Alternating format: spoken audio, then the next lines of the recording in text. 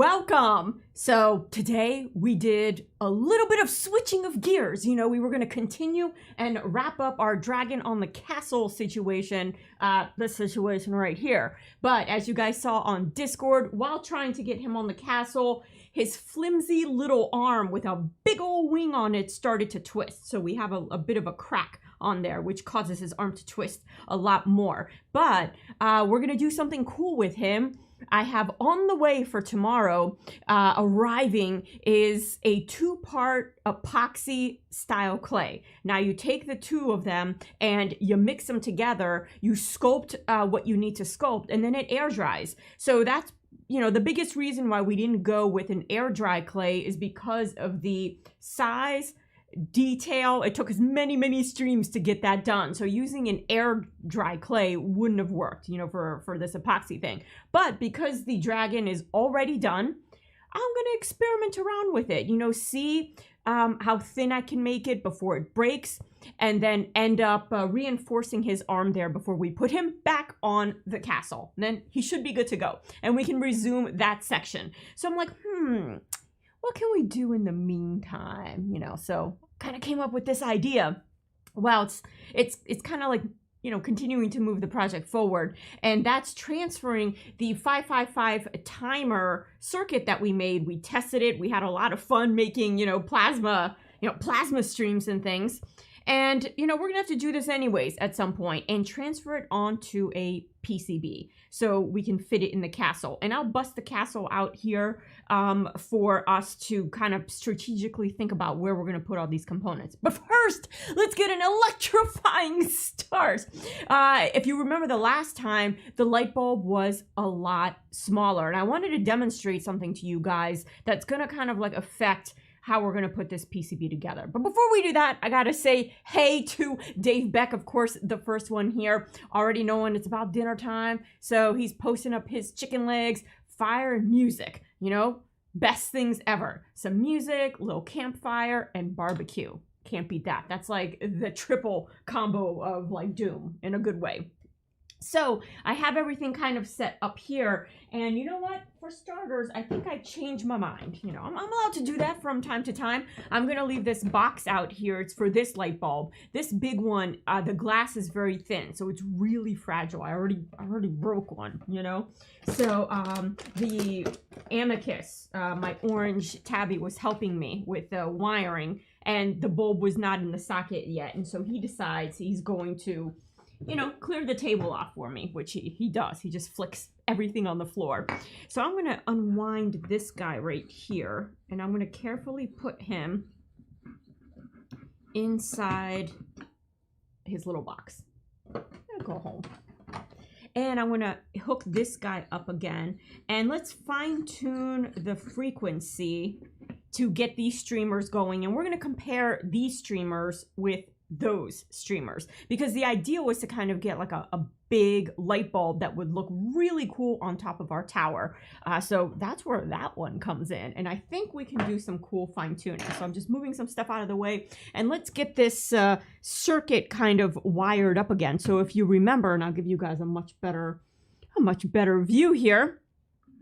And Dave is agreeing with me as I put this together. He's like, music, yeah. So let's see, on the bottom here, doesn't matter which one, I'm just going to pick this guy over here, as long as he's pretty secure, and I'm going to put him kind of front and center for you guys. He's going to be leaning a little bit, and he's going to connect to our high voltage source, which is being provided by our kind ignition coil there. Now you can use just about any ignition coil. The older ones are better, because sometimes the electronics in the new ones can kind of mess up what you're trying to do here. They can kind of get in the way, and then you have to work on a workaround. So for us, I'm going to move our little ignition coil here, and I'm going to move this guy here so you see what I'm doing. But especially of all, look at this hot mess of entanglement. I'm gonna, you know, try and get this to sit in a way where no touchies. We don't get any shorts. So I have this yellow wire here, which connects to our MOSFET right here. Let's see if I can get all this into view. Mayhaps I have to back out a little bit. Oh, that's the most that it'll back out. So I'm going to go ahead and move myself, make things a little bit better, and kind of move him here. And let's see if we can space this out. Here's our circuit. And this is where it plugs into our wall outlet. And for now, I'm using a 12 volt. My intention is to use a 19 volt outlet from my laptop charger. 19 volts, and it's got about 3 amps. This one is 12 volts at 3 amps. So as long as you use an outlet that's at least 12 volts and 3 amps, you'll be good. Now, of course, the higher the voltage, and as long as you fine tune with your 555 timer the frequency of your current, the brighter the streams are going to be. So in my case, my wall adapter does not fit this little guy right here, and I tried every single type of adapter that I have on hand, don't fit. So I've ordered another one so that way we can run the 19 volt versus this 12, but the 12 is enough for us to get started and start seeing some streamers. So here, hopefully my MOSFET doesn't get too hot. I don't run it very long, and once we run it, if this is your first time seeing this, you're gonna kind of realize that this is not something that you run like a real light bulb in your house and you keep it on for like hours and hours. Not such a great idea. You definitely, it's novelty. You want to, oh, that's bad. Look at them. They just want to, let's just get together. No, you don't. Let's get them a little bit more separated. And I think everyone is happy. I'm actually going to move this guy out of the way, and I think we're going to switch to this camera over here. I think you guys will probably get a better view, and I'm actually going to perhaps remove myself, but we'll leave that guy here so you guys get a good view. And I'm even going to bring you in a little bit closer and bring the 555 timer so you guys kind of see how I'm working this thing, especially for those of you that are seeing this for the first time. Now, again, it goes without say, but I'll say it even though it goes without say. Working with high voltage is really, really dangerous. I introduced everybody to my chicken stick the last time, which is a long dowel that I use so I don't have to touch anything. And so, of course, our power is off. Anytime you want to even touch this stuff, I highly recommend just turn it off. All right, so I think we're pretty good there. So we have some isolation here. We have a spot to kind of plug in our battery. And I may actually pop off this red LED because it's really bright and then it's kind of hard to see the streamers. I remember I was trying to hide it with an oven mitt the last time. So that should be good. Our connection here to the high voltage is good. And I think we good. All right. So yeah, obviously don't touch anything metal and take it slow, So I'm just going to move, rather slowly. That way, if anything happens, just back away from it. So the first thing I'm going to do is turn off the lights before we plug this thing in. You know what? I can do that from my phone, but I actually still have to go over there because one of the things I want to do is crack open the garage door. And the reason for that is if you've ever been around a Jacob's ladder, it kind of emits a smell, and that smell is ozone, because anytime you have plasma going on, it emits ozone. So right now, our plasma beams are stuck in this light bulb that has inert gas, but not everything is always airtight. And so I definitely smell it every time we turn this on. So I'm going to go ahead and pop the garage open, get a little bit of ventilation in here so it could get a little noisy, but, at least you're not breathing in that, toxic. So, one moment, I'll be right back.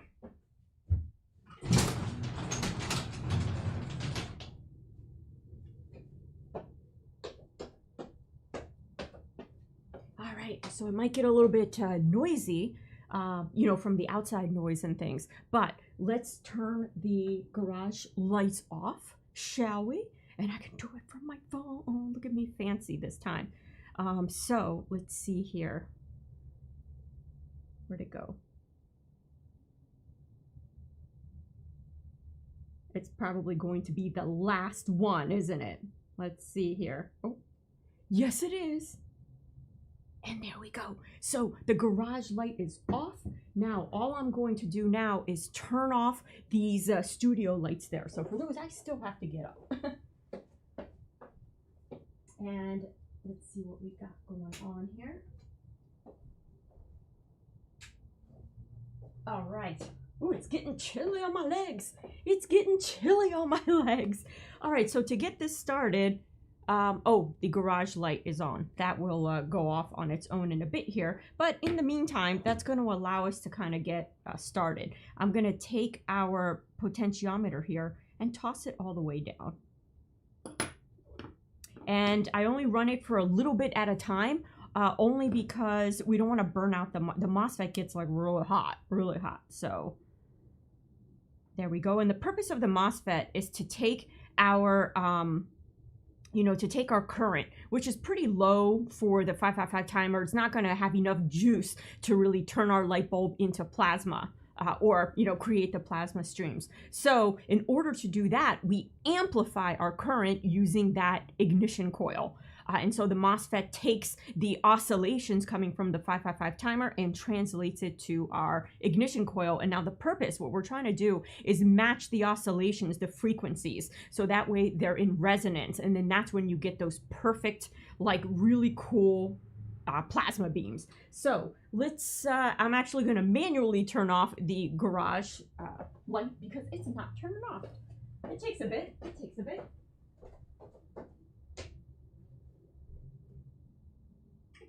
There we go.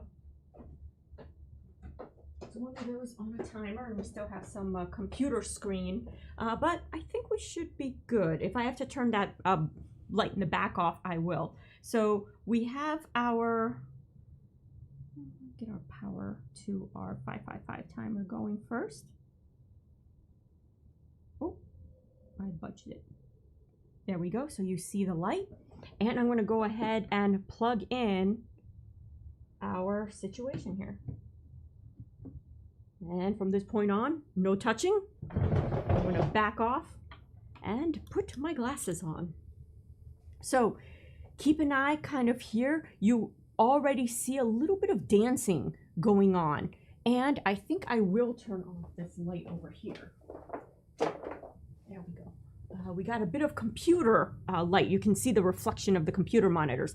But if you look at the very top, you can see some dancing going on with those plasma streamers. Let's see if we can get them to show up any better.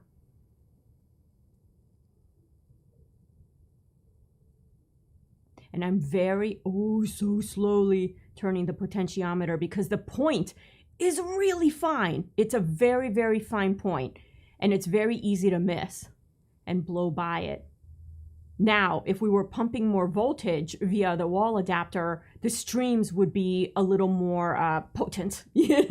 Potent is the good word there. But, oh, and you can see now they're off. And see how it's ticking on and off? It's like blinking.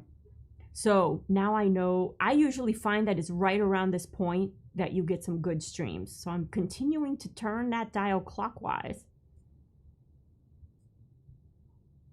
And you can, if you listen carefully, you can also hear.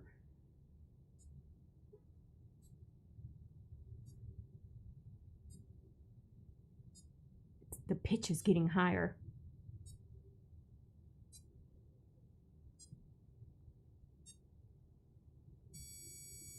And there we go. So we found, I mean, that's pretty good. I'm going to keep turning and see if we get a better result. We can always back it off again.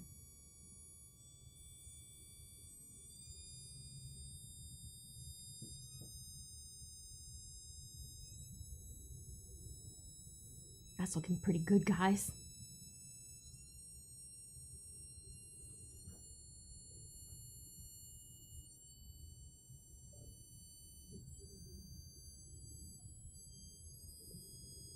I think about there. Like, I'm not gonna lie, the sound is a little bit annoying. Really high pitch, but that's pretty cool. So memorize what this looks like, because I'm going to swap bulbs now, and we're going to try it again with the new light bulb and see if we can fine tune the frequency. So at least we're beginning, you know, we've pretty much confirmed. I'm just going to turn this all the way down. And you know, without touching anything, I'm going to first turn off the high power. There we go. And now I'm going to unplug our guy here. So let's get all the lights back on again and do the light bulb switch. Unless I might be able to do it in the dark. Let's see how hot this thing is getting, if it needs a break.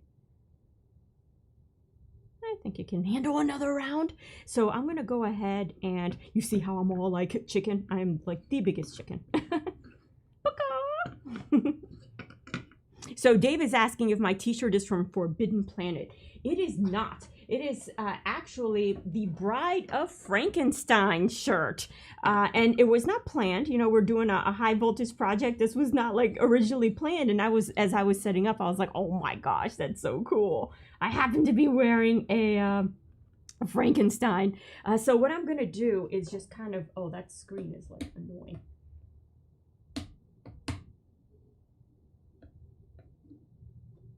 Wondering if I can like put something. I have this, I'm a huge Three Stooges fan. So Knucklehead Garage, not paying customers in years. And I'm going to flip it over and show you guys that it is a Three Stooges sign. So I'm going to try and put this in front of our really bright computer monitor. I did not realize you were so bright, computer monitor. And well, that kind of didn't do anything. Helped a little bit. So let's try and do the same thing with this streamer. And I'm going to just hook this up like this. Move the box out of the way so you guys get a lot of like blackness back here. And we're going to do the same thing. So I've turned the potentiometer. I always like to start it all the way on one side, you know, one or the other. It really doesn't matter. So I'm going to go ahead and, oh, it's dark. I'm trying to hook this up in the dark. I just realized that. So I'm trying to hook up power to our timer. And I may have to cheat and just give myself a little bit of light here. Ha! Just so I can see and put my eyeballs on. And somebody has busted the door open on the garage, and I don't want them to run out the door. So give me a minute. I'm just going to close that garage house door.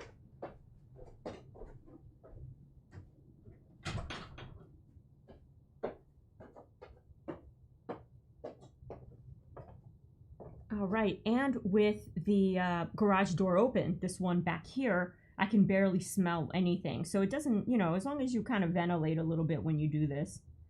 All right, so I'm going to turn this on, and then same thing. I'll turn the upper light off.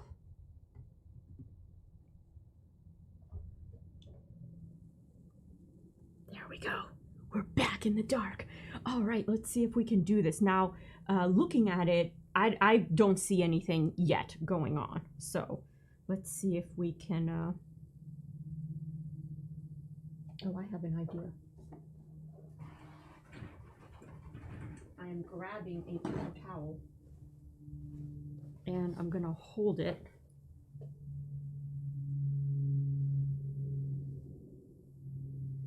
That won't work. Yeah, I need something way bigger. I was hoping to like get the, oh, there is one thing I can do. Do I have more signs? I do. I have another sign. I'll be right back. I did not plan for bright screens. There we go. All right, that might be a little easy where I put my signs. All right, so I have everything going. I can hear the buzz, and you'll hear the pitches. And for this one, the pitches get really, really, really loud. So let's see what we got going on here. I'm starting all the way with it backed off. We're gonna start turning it. Nothing yet.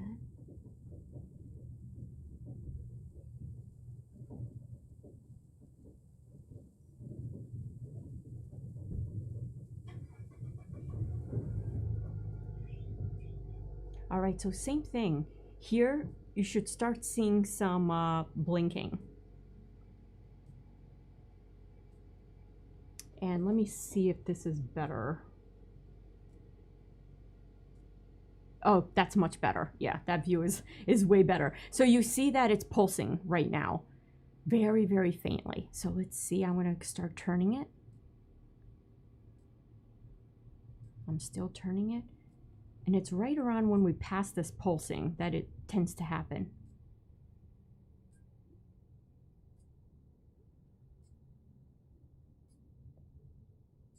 And the pitch is getting higher.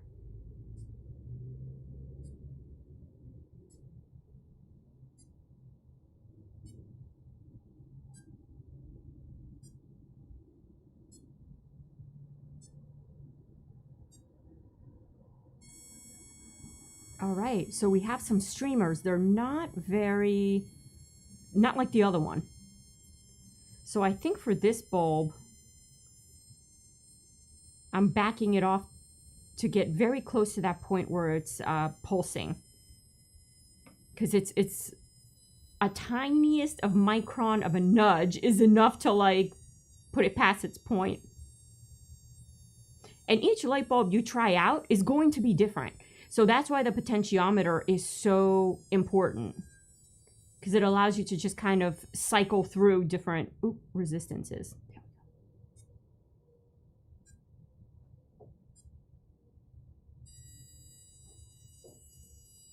So let's see if this view is any better. No.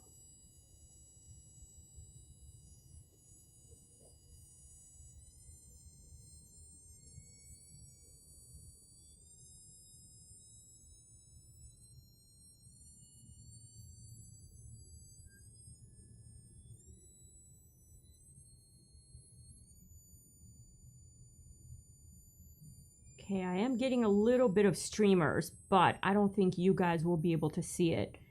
So one of the things I'm going to do is put it back to its blinking state and unplug it, because I just had an idea. So I am just going to run out. I have a bed sheet. So I'm going to give you guys a little bit of light here. I'm going to grab a bed sheet and I'm going to toss it over that computer. And we should be good. We should be good. We should be good to go. Unless, let me see if during streaming I can access the brightness of the screen. But I have to turn it down like by a lot. So I'll be right back. My bed sheet is like right there. Or a towel.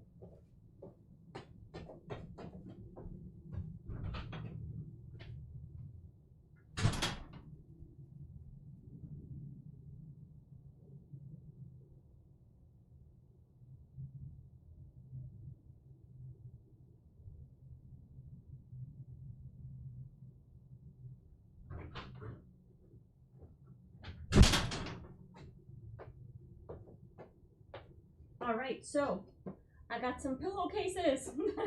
So I'm just gonna cover up the computer screen a bit here. And that should really help us out, because this one's a little tougher to see. And I am off screen doing laundry on my on my computer. Whoop. All right, this one doesn't want to stay. It's like, no, I don't want to see. I'm too scared of the high voltage. All right, that's good. Alrighty then. While the light is on, I'm going to go ahead and re-plug this back in. So Dave was asking, puppy or kitty opening the door? The cats. One of the cats. I saw like a little paw and then he shoved it, and then must have heard they don't like the high frequency that this thing makes. And so they get a little like, I don't know if I should come in, but I didn't want them to start exploring about what's going on here. All right, so I'm gonna turn this on and let's see if that's any better. Ooh, guys, I think that's gonna be good. Let's see, yeah. So now you guys can really see kind of the pulsing, and it's usually right around this point. Now, where is my screwdriver in the dark? Right here. Here we go. So I'm going to start to crank it, and you'll hear the pitches increasing.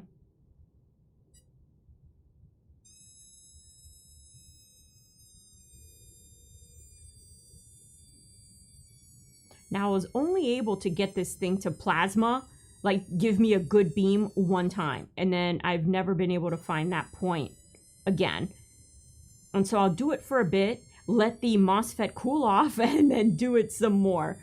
But I know we'll find it. If not today, by the end of this project, we will find it. Because I think it'll be cool with this bulb. And when we also swap the 12 volt for the 19 volt, that'll help us out as well.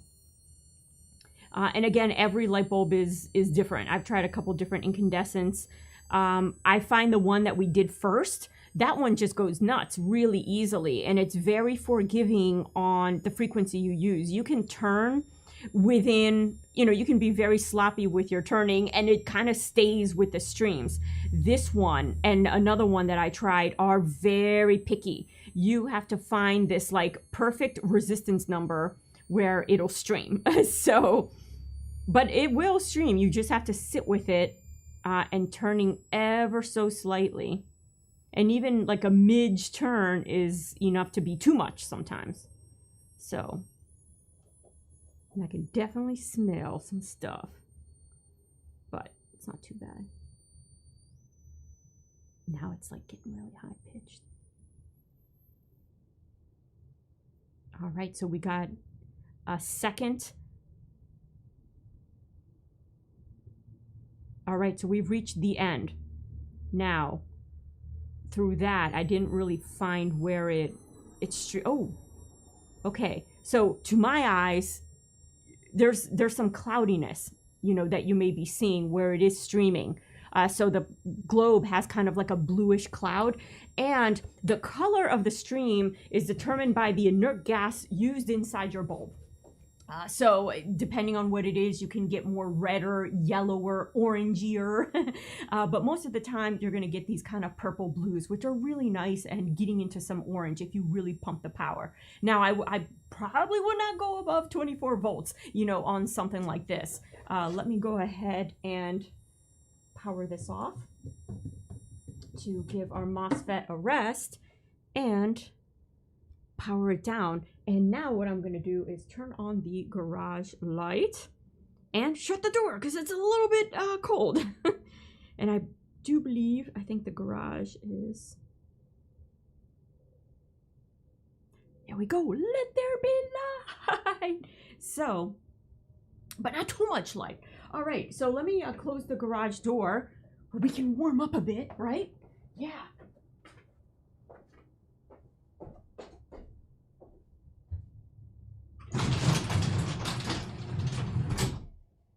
Awesome.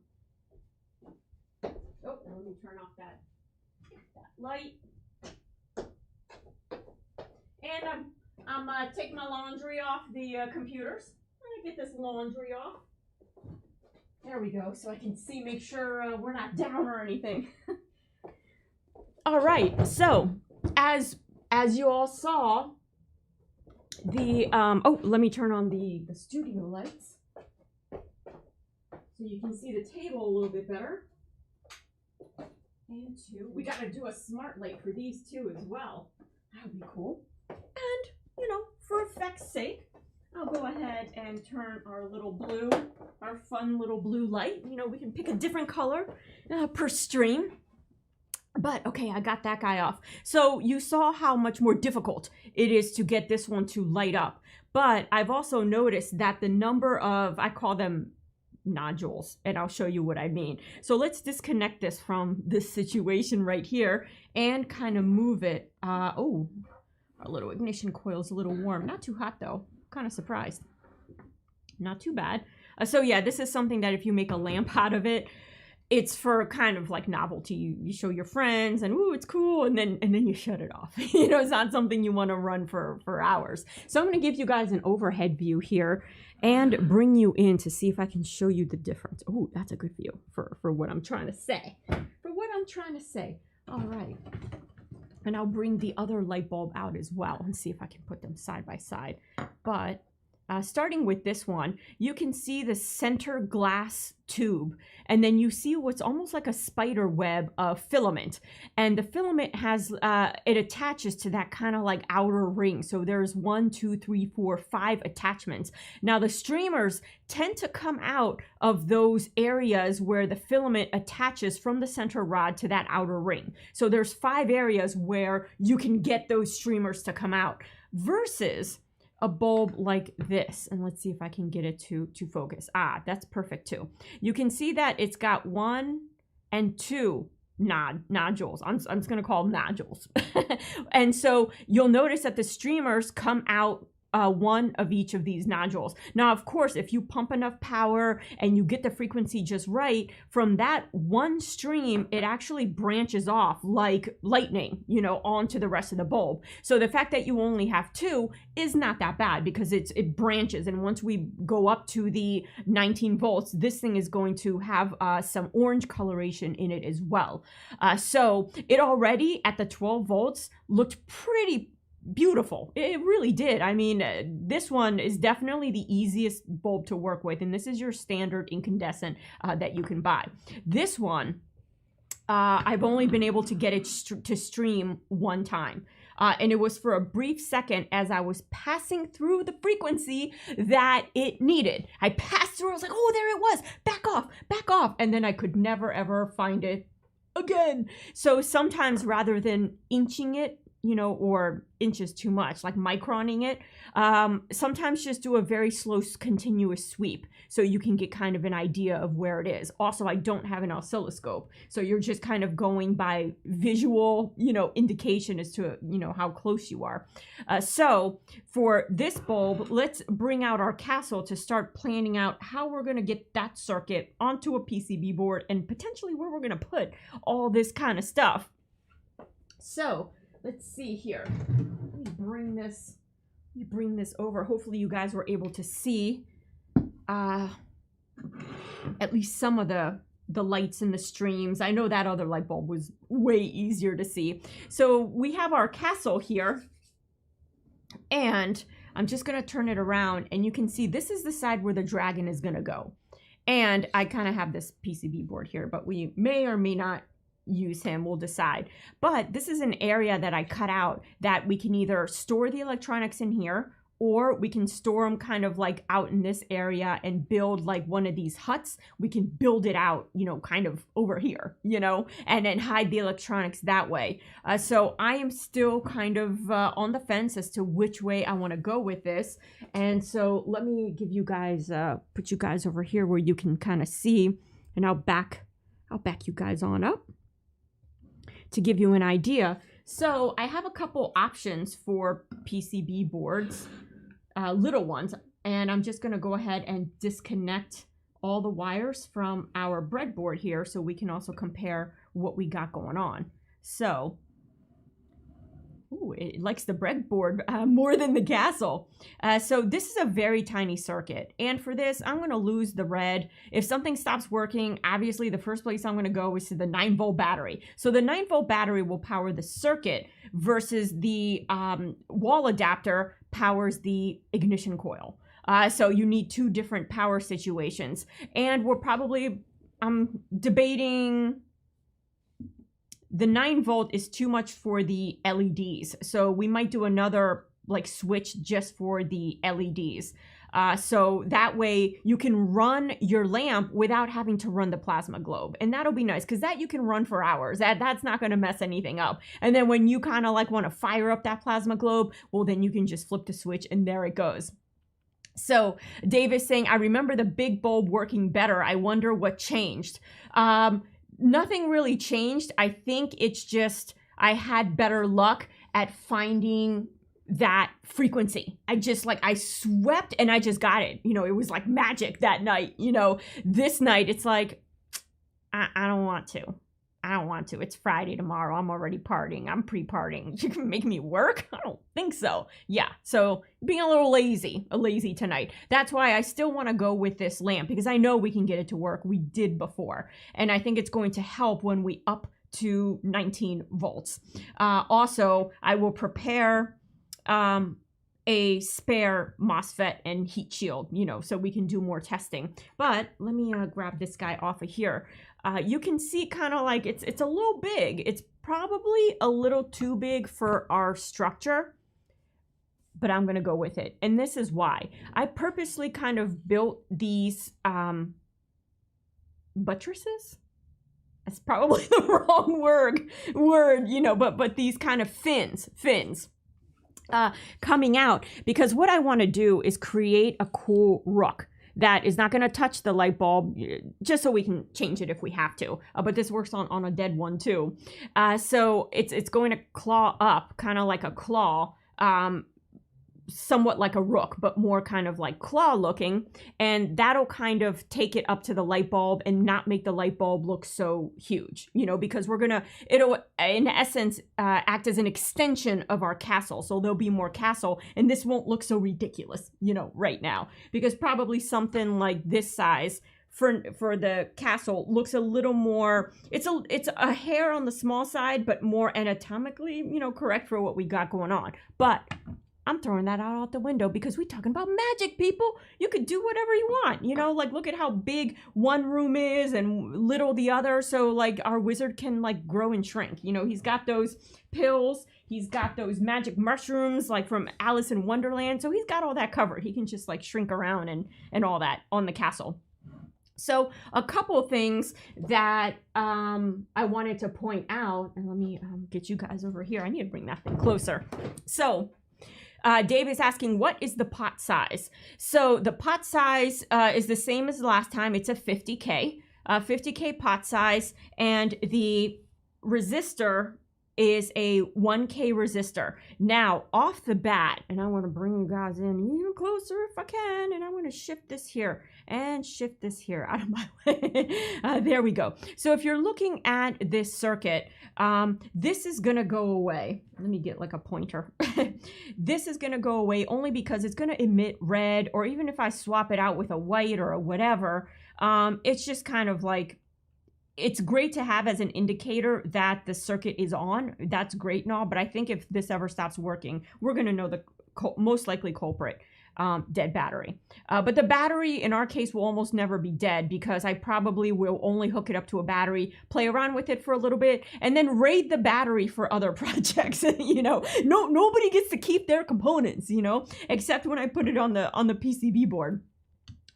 So we have our 1K resistor that works in conjunction with our variable resistor pretty much, and by changing the resistance you change the frequency of the wave along with the capacitor. Now one thing that we can try is try a smaller capacitor. This is the smallest one I have, and the smaller your resistors and your capacitors, then we might be able to get a better frequency. Larger ones too, but we've already kind of gone to the point where you increase the resistance, you don't really get the streams. So we want to, I think we need to decrease the resistance. I'm going to go with that hypothesis, but we can test it either way. So one of the things I would like to do is swap out this capacitor here for a much smaller one. This is a 0.1 microfarad. 0.1 microfarad capacitor that came out of this kit, you know, right here. And so indeed he is a 0.1 microfarad. And he can handle up to 50 volts. So I would like to try something in the nanofarad space, something like a 47 nanofarad, you know, or a 0.05 microfarad range. And so if you get the nanofarad kits, then you can get something like a, you know, I think they start at 0.22 nanofarads and then they go up from there. And 47 is kind of like a common number, so that's kind of close to 50. So and Dave is saying, would a bigger potentiometer be better for you? Same resistance, but larger with a knob.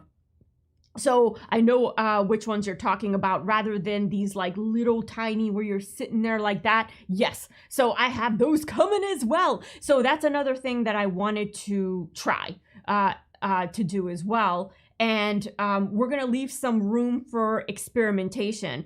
So I know that this one is the correct value, you know, and we've gotten it to work before. I think it's just, maybe I had too much coffee and I got like wiggly hands, shaky hands tonight or something like that. But the one thing that I really want to try is this capacitor. And so, you know, having said that, we know that it's nice to have the added flexibility of the potentiometer because you could change the resistance. But on top of that, wouldn't it be nice to have a variable capacitor too? Because what if we change light bulbs in the future and now you're like married to this capacitor that you've soldered in? I mean, obviously everything is removable. So one of the things I'm thinking of is hooking up the capacitor to a terminal block on here. And I'm going to back you guys out. There's a couple things that I'm going to try and make removable. So one of them, of course, is our 555 timer. And I have a happy little socket for him somewhere, you know, on this table. So we can solder in the socket, pop him in and out in case he ever just decides to, I don't want to work no more. I'm done with this project. And the resistor we can keep. You know, all the other connections can be permanent. The potentiometer could probably be permanent. So other than the capacitor, the other one that I want to make removable is our MOSFET. Because if anything is going to burn out here, it's probably going to be the MOSFET first. And obviously use more beefy wires. Because if you look very closely, I'm going to pull this into view. Just kind of show you guys what happened. Now, does that look mangly-mang or what? Look, it melted a little bit. See? And I'm going to try and like hold it like this so you guys see how it melted. So yeah, it runs pretty hot, and we're going to use beefier wires than like stupid little jumpers to do this. But to run it like temporarily just to kind of see that it holds, we're good. Thankfully, we kind of stopped it before it got too mangled there. So obviously anything connecting to the MOSFET is going to be biffy, and being able to remove the MOSFET is a good thing, I think, and just pop another one on in case he burns out.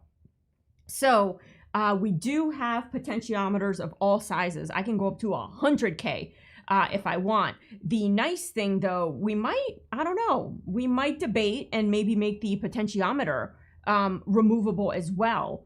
Let's see, maybe I can hook it up to, and this is kind of creative, but maybe hook it up to some pin headers, but the female version of the pin headers, and kind of strategically do that, because I do believe that they're all kind of the same size, except for like the really tiny one. So let me grab my potentiometers here and see what we've got going on. I'm not too concerned about them because I know the one that we have works. But what Dave is trying to say is getting the different style, the one with the knob. Now, I originally went with this one because it's low to the ground. It's like compact, you know, it's all going to fit there. This thing is going to be kind of a problem, the MOSFET.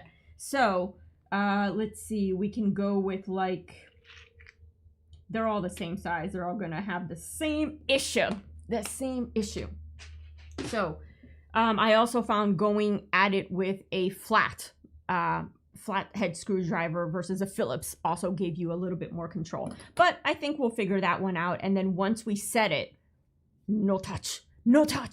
I just was going back and forth between light bulbs, and then you lose your setting. But yeah, the small light bulb, super easy. That one, hard, but we'll get it. And also the streams will be much easier to see with a little bit more voltage. So in laying this out, let me see what I got going on here. And let me see what kind of PCB action, wrong way, I have. Let's see, I got some of these little boards here. And trying to figure out like which one would probably fit our circuit the best. We can pretty much slip them in here. Even this big one we can kind of slip.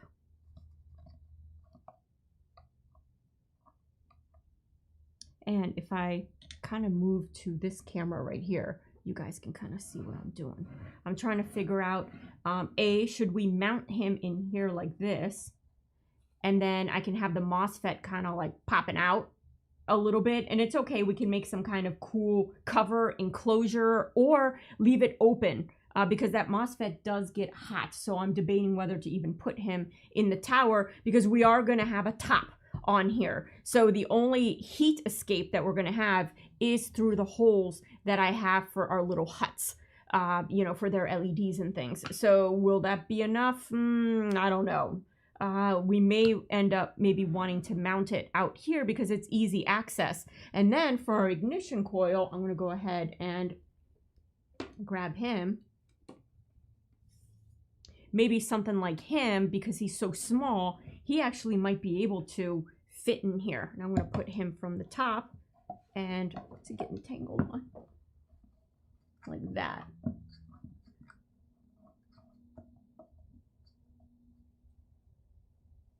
So we may even be able to, actually he straddles that pretty well, you know, and we could run some wiring. Now for this, we are going to heat shrink the heck out of it, also put some hot glue in between everything, just to really make sure it's insulated as much as we can. But yeah, he almost straddles the 3-inch PVC pipe, the thickness of the wall there, pretty well. And we can make some kind of contraption to mount him. But I'm already seeing all these components get kind of hot. So I cut this hole out thinking we'll shove everything in here. I'm somewhat reluctant to do that because it does get rather hot and there's not much ventilation other than a couple tiny holes cut through the PVC. So maybe having him sitting out and we build like a nice hut here for these with a top or a back that comes off via magnets, I think we're going to be in a much better position to access this, swap anything out that we need to swap out. So let me get him kind of situated out of the way. And so I think in terms of strategy, I'm kind of moving in that direction. Original direction was to hide everything in here, like even have him kind of sitting more up in the castle. So we have like a ton of rope here, or a ton of wire, and then kind of putting this guy in here, and then there'd be no, you know, nothing to see here. But with the dragon here, if we ever need to get in here and make, like, you know, remove all this stuff and make repairs, it's gonna be a little persnickety. So I think I'm talking myself into keeping the components out here, and we can build like a little wooden block type of thing where we can, you know, this is actually meant to, he can screw down like this, so we can make a little wooden block where he screws down, and then we have the PCB somewhere nearby. So we can do some cool building structures. The other idea that I've been contemplating that I have to kind of picture in my head a little bit more is if we have our, would it be cool to see the electronics, I guess is what I'm trying to say. Like, would it be cool to kind of have this going on, but then, oh, that's how it works, you know, and you have this, and of course, neatly organized and things. Should we leave the electronics exposed, or should we try and cover it in some kind of hut and crumbling rocks that we can just kind of remove like that? So, food for thought for you guys, you know, start chiming in which one you think you'd like. And, you know, if you're not decided, you can always hop on Discord and be like, I've made my decision now. This is what I would like to do, and we'll do it. So I'd like to try and cram this on the smallest one of these possible. So let's see which one that would be. Let's see. See, I think we can kind of do not this guy, but I think we can do this guy right here. I think we can cram them all in here. I mean, and he's not as tall as this guy, even though this guy is skinnier. And he's definitely not as tall as that guy. So I'm almost like disclassifying these two. They're disclassified. And go with something like that. We can try and give this one a go and see what happens. So let's set some stuff up and start a little bit of laying the initial pieces out on the board and start soldering, matching this circuit onto here. And see what happens, right? So let me move some of this stuff out of the way. And I'm still working on these guys right here. So basically what we're gonna do, let me show you guys.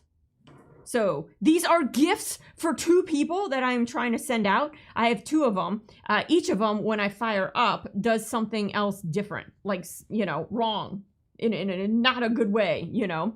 So for this one, everything works except the red LEDs. So everything checks out in terms of the continuity and all that. So I'm going to take a closer look at our red LEDs. But what you can see here is we have our chip in the center, pretty much like what we're going to do. And then, you know, the peripherals. Now the peripherals on this one are more spread out. I want to try and scrunch all these guys together on here as much as possible.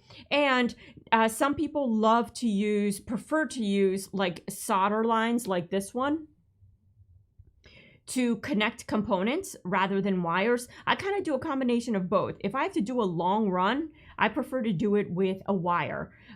If I have to do like little short runs, I do, you know, the blobs like this, or, you know, the solder blobbing. If you're doing PCBs for the first time, and I struggle with it to this day, bridging one pad to another is hard. You know, like the solder it wants to do its good job, which is like not bridge connections. But here you're trying to purposely bridge a connection. And so you'll get from one pad to the other, you're like, yeah, I'm ready to go. And then you try and get from that second one to the third one, and then the first one undoes itself. And it's all like, you're like, really? Really? So if they're adjacent or very close by, I'll just blob them like this. If they're far away, then I tend to use hookup wire or this style hookup wire. Now, the other trick that I use too is anytime I snip off resistor ends, you know, because they come real long, I keep them. Oh yeah, I keep them because they make great little wires to bridge these pads. It's like great. I'm like, yes. So we're going to use kind of like a combination of all that to try and put this together. So I'm going to grab this bulb. I'm going to put it back in its little box here. So just in case. So Dave is asking, what is the lowest ohms resistor that I have now? So I imagine you're asking in my stash, which is the lowest ohm resistor. So let's take a look here. Let's take a look. Because we can run this through the formula that we presented in the very first stream. So the lowest one that I have is a 1 ohm. 1 ohm, and the highest one that I have is 100 kilo ohms. Oh, I got the big old one. The one big M. Oh, yeah. So I have that one. So let's continue moving some of this stuff out of the way. Little light bulbs here. And I'm going to bring the soldering iron over so we can start this process. Luckily for this is a lot fewer components. So I'm just kind of moving all this stuff out of the way. And as you can see, things do get kind of hot with this because we're working with the ignition coil. So you do want to keep that in mind with the wire gauges that you use. Now, of course, for the 555 timer circuit, that's just a 9 volt. It's not really running a ton of current. So you can do regular wire for that. But for your ignition coil, you definitely want to run something that can manage it, you know. So we'll make sure to do that when we get to that point. So that's plugged in. Let me get this fired up here. Let me get helping hands, and we'll see the placement. If you guys need to get a better view, I may actually move you guys like right here and rudely hover over you as I work. The above camera is a little bit tough because I actually need to like be all up on it, and then all you guys see is a whole bunch of back-o head, you know, and that's not very exciting. So here is some hookup wire, and I have either yellow or white left over, so we could do like power and negative, you know. We'll label all this stuff so that way we'll remember later on what we got going on, but might as well just kind of eat through some of these random colors. And let's see, let's grab a little brass cleaner there, and some solder. And I do believe I set aside an extra 555 timer because we're not going to be taking apart the circuit that we have. We're going to be building a duplicate. That way, if something doesn't work, you always have the original that does work to look back upon. So if anything, we can unsolder things if we have to, and I have like a wick back there if we need to use it. All right, so we're almost heated up here, and I'm going to position, and I'm going to start experimenting with what works best in terms of view-wise here. So as I was doing this works pretty well, but you guys are a little bit far away. So instead, I think I may actually move you guys here and see how much in my way you guys end up being, but it might be kind of like a better view. So let's do that. Come on, guys. Come on with me. Let's see how this is gonna work. You know, this was kind of like my idea, the evolution of the streams. See if I can kind of like bring you guys into the action a little bit more. And I switch camera view so you guys don't have to like, we're on a roller coaster. So I may be able to, I thought that was a spider. I may be able to work like this with these little helping hands there. And I may do this standing up. And yeah, I think that's perfect. Let's see what kind of view you guys have. Let's see how this is looking here. So that might not be bad. That might not be bad. And then I can work like this. And we're not in each other's way. Oh my gosh, I think we got it, guys. I think we did. So Dave's all like, he's eyeing up my iron. Oh yeah, I'm eyeing up as well. I'm so glad to have it. The other one just started to get more difficult and difficult to work with. And I was like, I think I'm just becoming worse and worse at soldering. Like the more I do it, I think I'm just sucking way more. But no, the soldering. All right, so let me, I did not get water for the sponge. Dave's making sure I'm setting up right, which is good. We gotta have somebody watching all this stuff. I'm gonna like go in here. There we go. Oh, the sponge sucked that up. It was like, I'm so thirsty. This chick never feeds me. Ooh. She's just always like, all about her drinking the water, and I don't get anything. All right, so Dave says we lost you for a few secs, but I'm going to assume because he posted, then I'm back. I'm back. All right, so the first thing I'm going to do is, here's our socket for our 555 timer. And I noticed that like the 555 timer, maybe if I hold this, see it's got that little divot on the very, very top, and its butt does not have the divot. So a lot of times your timer will have a divot like that, and that's how you know where pin 1 is.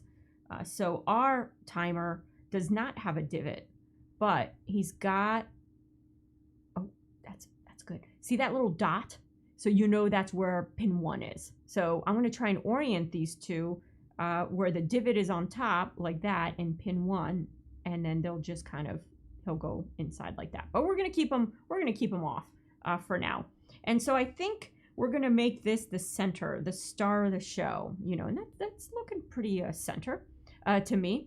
And I'm not going to start soldering quite yet. I'm going to see kind of how everything else plays out. And if we like the positioning, then we can start soldering it.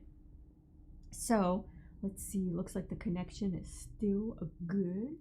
It's still good. All right. So all I'm doing is bending the opposite legs. So I need a good pointer. I'll just use so this little leg here and then its opposite leg here, just to keep it from falling off. So those of you that do this all the time, might be a little slow for you, but I know there's a couple of you guys that wanted to see a little bit more of this stuff because we only touched upon it very little bit with the Christmas ornaments. Which I don't know if you want to be learning from me since I'm still trying to get them to work,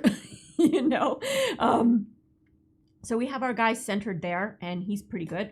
So looking at our circuit here, I'm going to orient this so in a way that number 1's also on top. I'm going to cheat because I'm going to look at this. All right. So our circuit goes like that. So the first thing we're going to do is see that our 1K resistor over here, he connects and the pins go 1, 2, 3, 4, and then across 5, 6, 7, 8 to the top here. So, 2, 6, yeah, just making sure.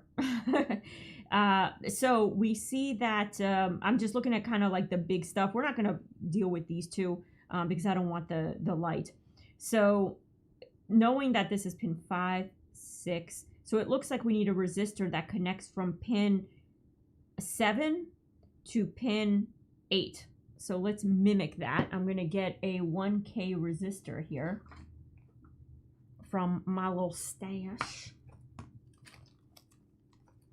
Oh, so Dave is asking if we did get water for our sponge. This is when he lost. See how like my stuff here are tricksters. They're like, oh, don't let them see this horror, and they shut off the stream. So yes, our sponge is got water on it. He is ready to go. And I have the brass cleaner as well, just in case he is lined up. I'm going to put him on this side. And our little excess solder coaster. Leopard print, yeah. You know, I'm not messing around. All right. So hopefully I won't get lost too much more.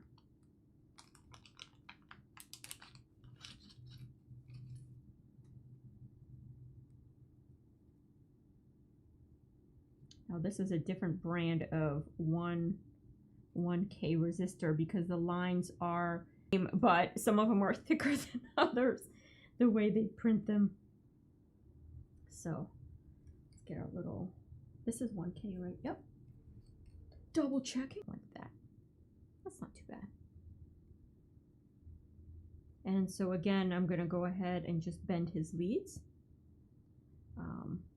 Now, of course, we can put him more diagonal, you know, almost like a breadboard. We can put one pin in here where this pin is, and then we can put his butt pin kind of like over here, and then just do a bridge, right? But, you know, or use a wire to connect, you know, to connect everything to the different pins. But I'm trying to keep the stretches as short as possible.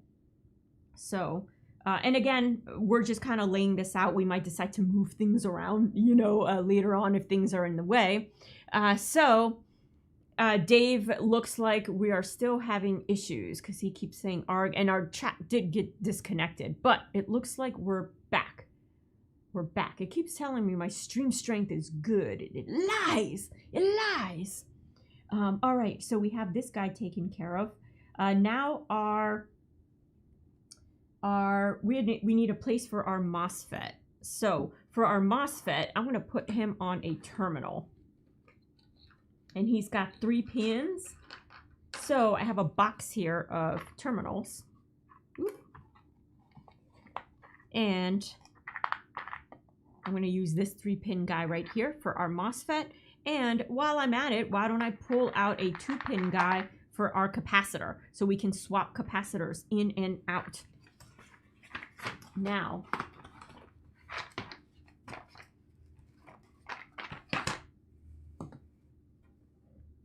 let's make sure I have which way is up. So that, yes, the divot is up like this, isn't it? Cheating, I'm cheating. Yes. All right. So the MOSFET has to connect to pin 1, 2, 3. Where is that? Pin 3? Yes, 1, 2, 3. So the MOSFET has to connect over here to pin 1, 2, 3. So he can probably like live up in this area or live up in this area.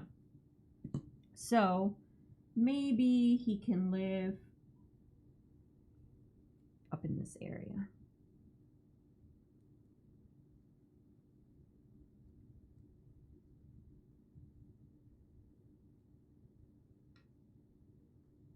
And sometimes you have to bend the legs of these little guys to get them to fit. There we go. So this is where you would plug your MOSFET, which means he's going to be sitting sideways, which is fine. And you can bend his little legs up, up and over. So we can put him on the edge there if we want. We can move him in, but I'm going to leave him there for now. And that's pretty snug, so I'm going to leave him without having to bend any of his little legs. And let's see. So we're not really wiring anything just yet. Let's position our potentiometer, which I put away all the potentiometers. Of course I did. So let me grab the potentiometers back. They were like, thank God she put us away. She won't use any of us. Or didn't I? Oh, they're back here. All right. She's like, she's known for frying stuff, please. They're all like shaking in their boots. Like, don't pick me, don't pick me. All right, so we said we had a 50. So let me see where my 50 is at. It's right here. And just to make sure that these don't get, you know, mixed up, I like to try and actually read the number and make sure it's a 503. And I'm going to come up over you guys and look in a magnifying glass. It is indeed a 503, the little item number on it. So very difficult probably for you guys. Oh, there we go, a 503. So I know that that's our 50, because sometimes they'll jump bins to try and like avoid being used. And they're like, oh, she'll never find me in here, ha ha. So Dave is saying, I sent you some cool stuff from Amazon, which is faster than sending from my stash. Oh, that's awesome. I'm so excited. Thank you. It's always good. And then like, I always like need to use it in the project because it's like so cool. Like our big giant bulb is also courtesy of member Dave. So let's see where we are here. I need to hook this up, and this hooks on the same side as our little guy here, our resistor. And this hooks up to pins 5 and 6 and 7. Oh dear, 6 and 7. So he can kind of,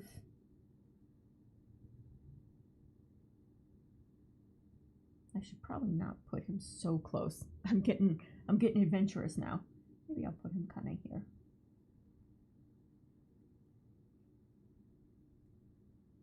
And he's got 3 legs.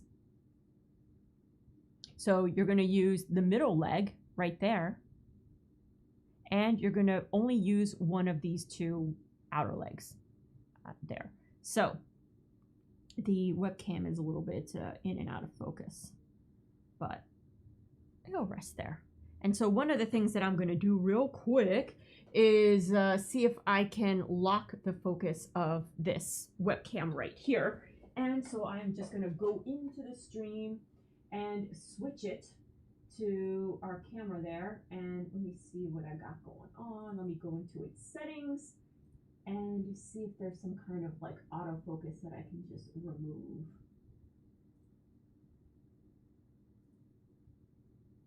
Autofocus and auto exposure. So I took all the autos off. Hopefully that's going to help us out a little bit. All right. Let's see what that does. So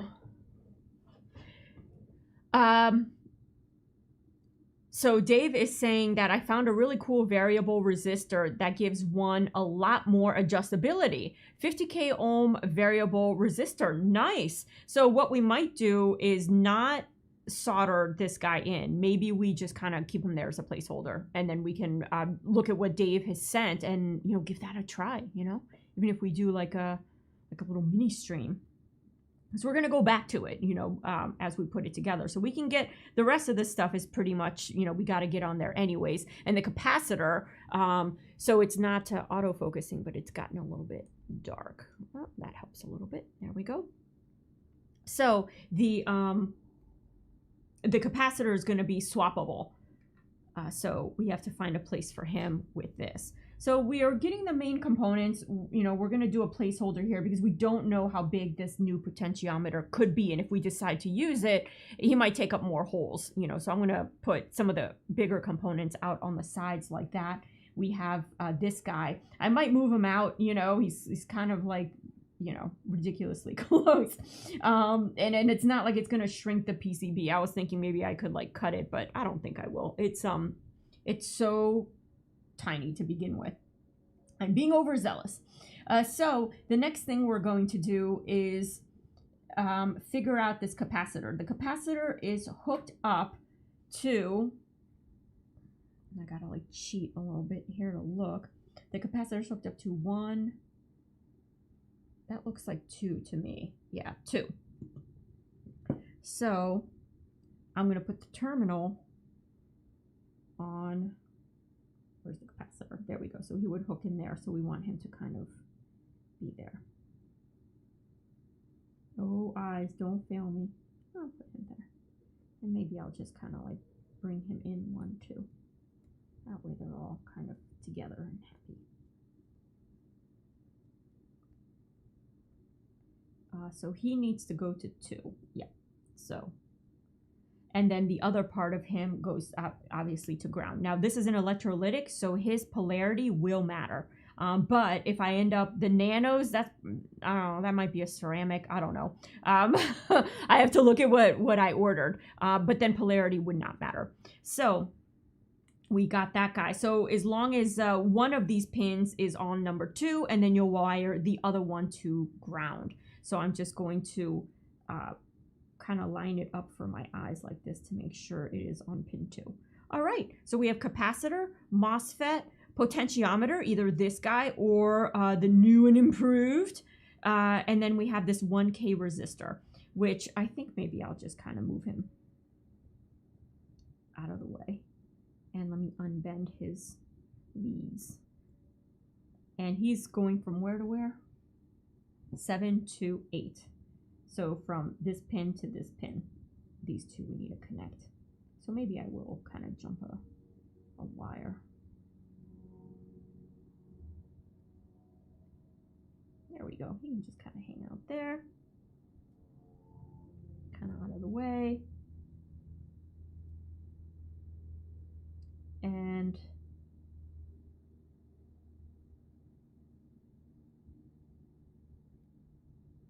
there we go. So that's looking pretty good. Pretty good. And again, we don't have to, we can literally put this guy here, you know, for people who are new. You can put them anywhere. And then what you would do is option 1, run a solder line to the appropriate pin, you know, which I think is tougher to do, to run a solder line that way. Me, I would use a wire to connect it because I think it's much easier. So, yeah, I would definitely do it that way. And I probably will end up doing it that way. So let's leave that guy out for now. So, yeah, I'll probably, or because these leads are long, what I'll probably do is you lean it over like that and solder it. And then you lean the other one over. So we can go ahead and do that because this resistor is not going to change, but the potentiometer will. And then these components are not going to change. And in order to get the 555 timer can work in monostable mode, astable mode. Astable mode means that it'll put out that square wave like endlessly until it gets unplugged. And that's what we want. So in order to make it go in astable mode, you do have to connect pin 2 to pin 6. So those are some of the things that we can start soldering into place. Those connections will not change. So for those, we might try and use blotter, like, you know, blobs. I'll take another PCB board to show you guys kind of both techniques and kind of like show you why I don't do the blobs as much because I struggle with them and why I use these. But let's go ahead and get our resistor. Oh my gosh, because I'm not looking at it. It's on this side. Our resistor done. And let's get this guy already kind of soldered in. I think I kind of like him in the middle because he's going to fan out the different connections. So see how he's like a little bit wiggly still? I'm going to go ahead and just kind of bend a couple other little legaroos. And I'm just taking his little... And the other way to do it too is lay him flat on the table if we take all the other components off. I just wanted to make sure that I really liked him in the middle before I did. And so what I'm doing is bending each of his tiniest of little legs out.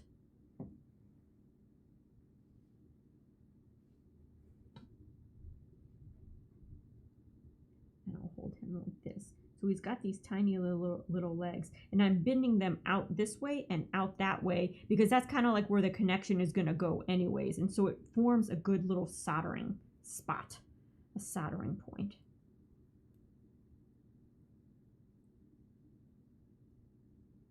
So I'm using my nails, which usually my nails are short because I play instruments.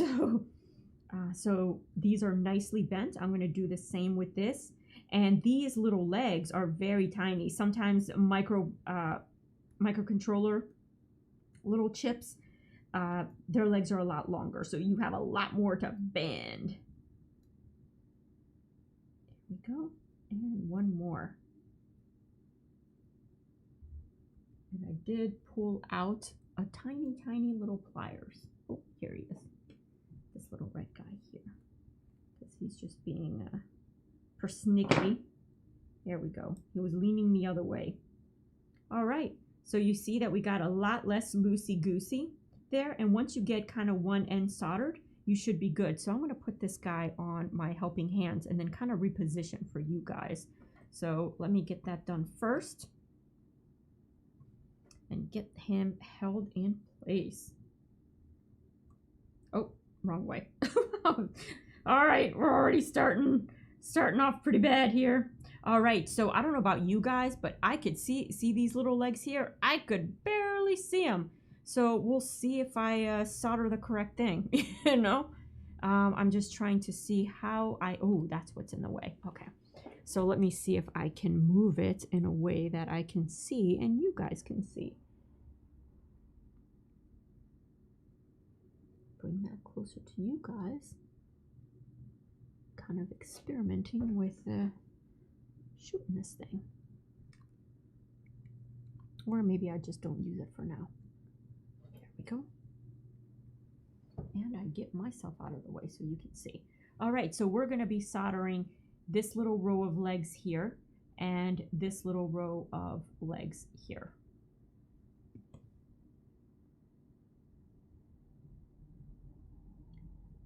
I'm experimenting. These legs are really tough to see, whereas the resistor legs are going to be a lot easier for you guys to see, only because those legs are so tiny.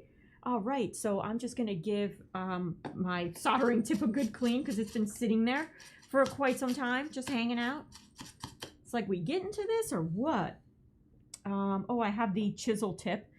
Sometimes I like to use the point, the conical tip, but I think I'm going to go with this one because our components are not super close together. So I think we'll be okay. We'll be okay. So we're going to go ahead and tin-tin-a-roo. And what I do is just put, let's see if I can do it this way. Put the tip of the soldering iron on one side of the component, lead, and then the solder on the other. And it should melt into the hole momentarily, just like that. You don't want to put the solder directly, or try not to put the solder directly to the tip. You want the solder to kind of wick its own self into the component hole and around the legs, and you want to get like a little cone shape going on. So sometimes it gets kind of tough to do, and I don't always tin the tip, only because sometimes you can accidentally bridge that way, or at least I do. So sometimes I'll just kind of go in like that. And whoop, get somewhat steady hands.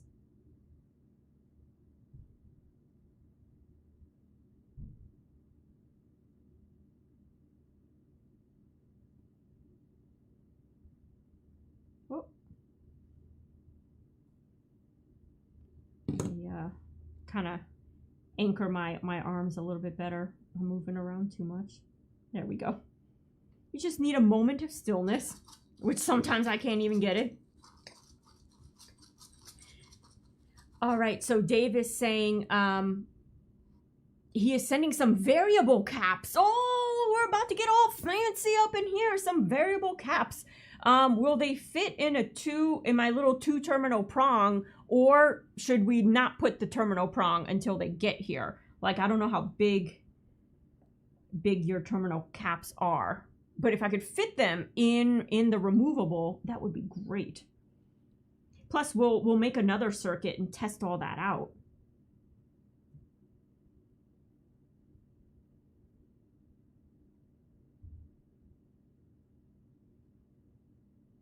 And one more on that side.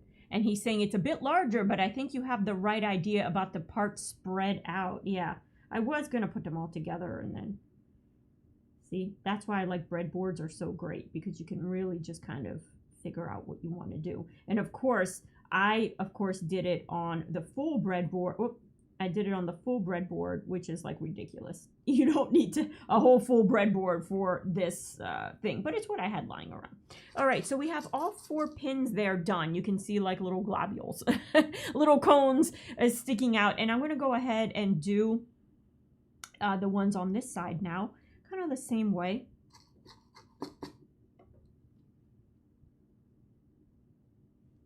Actually, I'll probably easier to start from this side, because sometimes when the pins are so close together, you solder one and then unsolder the other one, depending on like how you have to lay your soldering iron.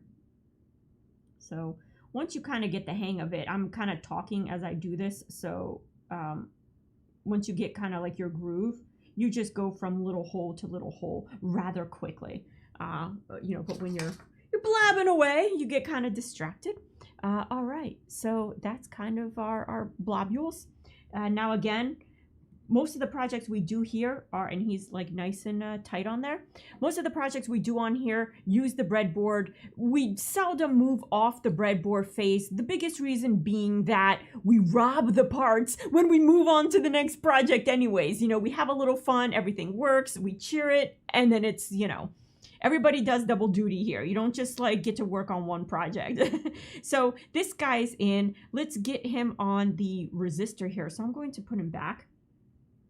And let's see if you can see this little leg here. I'm going to lay him neatly across this row, so he sits like as neat as possible on this row. And normally you can wrap it around the pin, but because this is like so tiny, I can't. So let's see if I can use my other helping hand to, you know, help. Clamp this down somehow. Sometimes you gotta get creative. And I may be able to do this by using this other one here. There we go.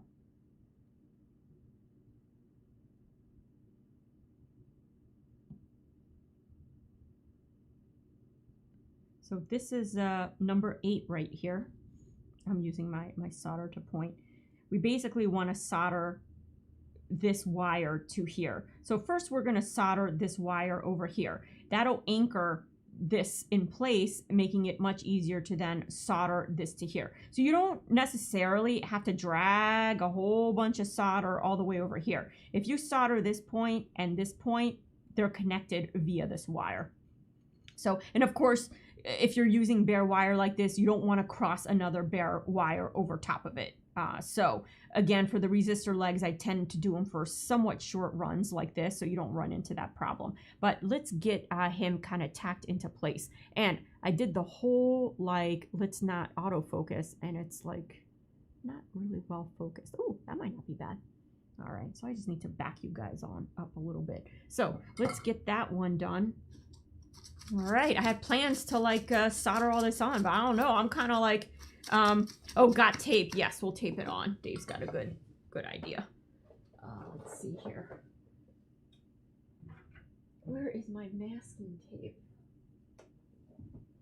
It's gone missing. So we're just going to use a little bit of electrical tape.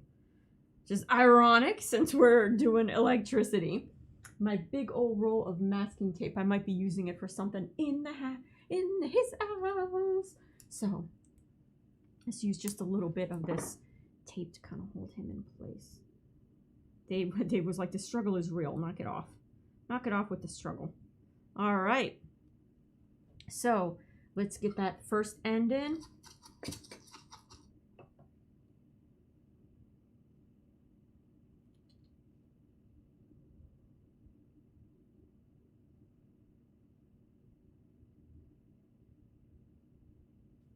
There we go. And then now we're going to get the other end in. And I'm trying not to touch the guy next to him, you know, because you don't want to bridge that. So you want to make sure that you don't do that.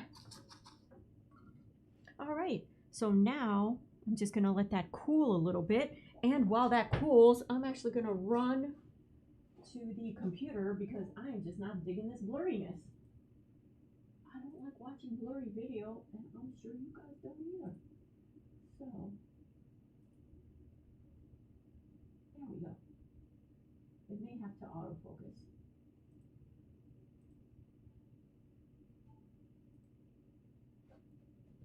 And maybe once I get my hands in there, it'll decide where to focus to.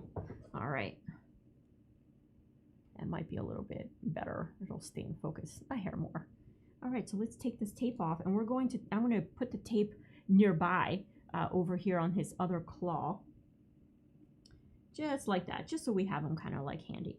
So at this point, we can trim this guy, but I do all the trimming at the end only because, oh, God forbid you want to remove it, and it's always nice to have like a little bit of extra right there. So for now, I'm just going to aim him up like that, so that way I don't bridge him to anything. So now we want to do the same thing with this little guy right here. We want to grab him, and I want to grab him with like a thing like that and move him. And he's gonna, so that's pin 8, and now we're moving him to pin 7 because this has got to bridge pin 8 and pin 7. So he's being a little bit more temperamental. And we'll tape him down as soon as I kind of have him happy. Oh, we may not have to. He decided to work. He's like, oh, I ain't gonna piss her off. All right, so let's see if we can work a little bit of a magic here. And now we're going to do this without trying to bridge over here. So we just want to stay in our little corner and have the iron on one side of the lead and the solder touching the wire on the other side.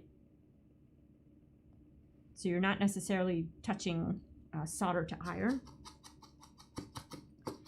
And Dave's like, yeah, no cootie bridges. We don't want any cooties. It's like line dancing in middle school. I don't know if you guys ever did that. It was horrible. It was at that age where like boys are gross, girls are gross, everyone's gross. You don't want to touch them. Ew. But you have to do country dancing. There was a specific name for it. So you see the wires there, and I'm going to try and, oh, that's a nice tilt there, some tilt action. You can see that they're running parallel, but they are not touching, you know. And what you can do is take a multimeter and touch your two blobs, your little two cones. Make sure that you don't get any, you know, any continuity where you're not supposed to get continuity. So I like to, you know, check as I go because you can fix the problem right away if there's a problem. So I say that, and then we're just going to move on without doing it. Nice. All right, so we have our little guy here, and you can see that although he's connected to pin 7 and 8, he doesn't appear to be on this side. And this would kind of like took me a while to learn when I was learning is, you know, the undersides. Certainly, we can even put the resistors on the underside. So a lot of times to conserve space, you'll see people using both sides of the board, like all the resistors and diodes are on this side and kind of the chunky components are on this side. Because I don't know how I want to mount this yet. I might want to try and mount it flat. And so putting all the components on this side, we can make like a little wooden panel or, you know, for it to sit in it, especially once I trim this situation out, it'll actually sit decently flush. So we have that done, and now we can maybe attack this guy. And I'm waiting on Dave on whether or not we can go ahead and solder the capacitor one, or if the variable lead capacitor has a different appearance where it's not going to fit in these things. So if he's going to fit in here, we'll go ahead and solder him. If not, then I'll leave him off. But we can solder this guy here, because definitely I want the MOSFET to, and I might actually move him before we solder, kind of inside a little bit more, because he's such a big dude. Here we go. Something like that. So the run is also not as hot. Now here, we don't have any way of reaching where we gotta reach. So we're gonna have to get a little bit creative, either with a piece of excess, resistor wire like this one. We can like snip it and steal it if it's long enough, or we can use, spare jumper cables or anything like that. So let's see what kind of run we have to do, looking at our circuit again and making sure it's oriented correctly. Because when you turn this over, you got to remember that everything flips. I'm only talking because I've never done that before. All right, so I'm just going to make sure that this is the right orientation by catching the light in just the perfect way. Yes, it is. So where does our MOSFET connect? So we have the middle pin of the MOSFET goes to our, and I'm going to, yeah, so this melted nicely. The middle pin of our MOSFET goes to our coil. So we don't have to connect anything there right now. We're not going to connect component or electrical part to part. Like, we're not going to do the PCB board to the ignition coil just yet, because we want to kind of position everything, see how long we need to do the wires. So we'll be able to do that rather easily later on. So we're just making the connections off the 555 timer for now. So actually an easy connection we can make is this crisscross situation I got going on. Now, usually you never want to do this, because what if you have to replace that component and you got wires going all up on over it? It'll be impossible to do. So I think we're going to run these along the bottom of the board. We can certainly run them on the top and make the wires curve around the body, just curve the wire around the body. That's an option as well to keep the bottom relatively flat. That's rather attractive, actually. I might want to do that and keep it all on top so he can sit nice and flat once I trim everything, because right now he's not flat. So let's see here. We have to connect pin number, I'll use this as a pointer. So pin number 2, which is right there, right there, to pin number 6, which is right there. So let's remember 2 to 6, 2 to 6. And for that, let's start using some wire. So for internal connections, why don't we use, I think I've been using white and blue for ground and power. So for the internal connections, why don't we use the yellow right here? So I'll go ahead and prep some yellow and kind of like give you guys an opportunity to stretch, change the view a little bit. All right. So I'm like all up, hovering up over you guys. It's like so rude. So I think I have an idea for this camera. I have like a little light that I can mount on it. I just need to get the bracket for it. So you guys will have some light shining on it. That should help with the autofocus problem. So let's see here. Yellow wire right here in my face. Now let's see how much of this we're gonna need. Let me just kind of cut off this icky bit and get an idea of, okay, so if we need to connect pin 2, which is here, and we need to get it to pin 6, which is here. So we can do it this way. And let me see what other connections we need to make sure that we're not like getting in the way of stuff. I think if we run everything hugging, we'll be okay. If we hug it to our 555 timer. And then the other connections will be made off of that. So yeah, we'll do that. I think we can do that to keep this area as flat as possible. I think we can get away with that. So I'm gonna go ahead and strip our wire. And I may strip along for now, just to kind of.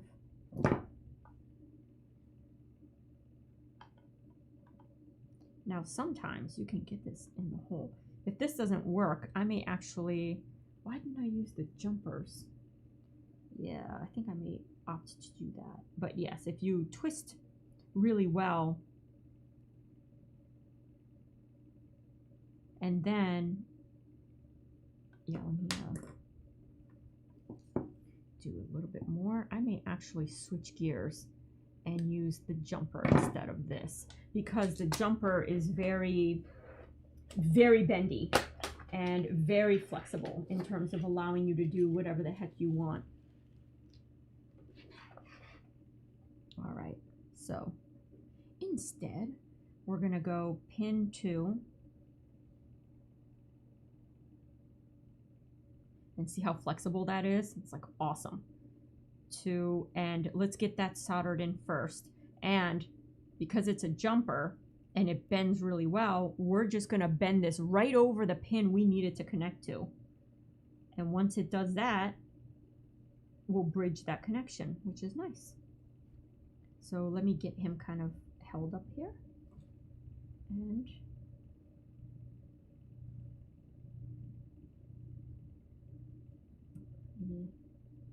move the tape out of the way, and I'm going to use this helping hand right here to kind of twist this wire the way we need it to twist. There we go. So you can see that it's the wire is going from this hole to where we need to connect it, and then it goes a little bit longer into here. That's okay. We can snip that off, but he's not touching anything, so that's fine.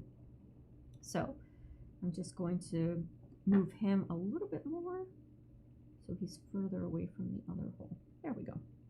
Right over that hole. So that is pin 2, right? Because that's pin 8, 7, 6, 5, 4, 3, 2. Yes, it was just a final check. Just doing a final check, people. Because that's the last thing we want to do. All right, so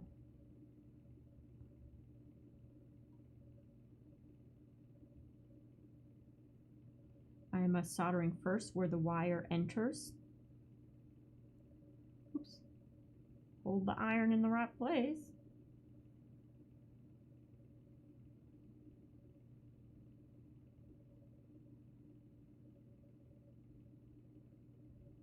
And you can notice that I've become very quiet all of a sudden.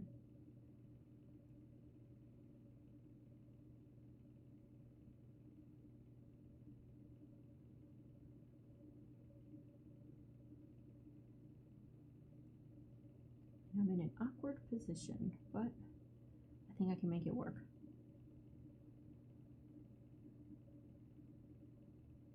I can make it work. That way we can all see. That's the objective of the day. There we go. So let that kind of cool. And once you have one end in, then it's much easier. It acts as an anchor to hold the other end in. Oh, my soldering iron. It fell asleep a little bit, that's why. Now we can position that over there.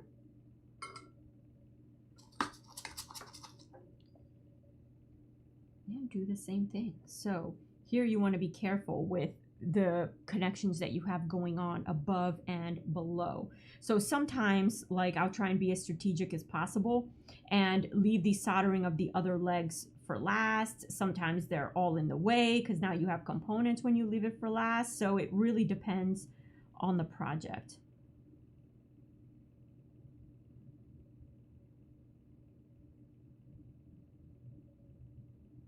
Oh, and we actually did bridge it. A nice little solder globule in a good way. That's what we want. Usually the solder globules are not a good thing. But for this, it's what we want. So we have basically what's happening. And we have some excess, so it looks a little messy for right now.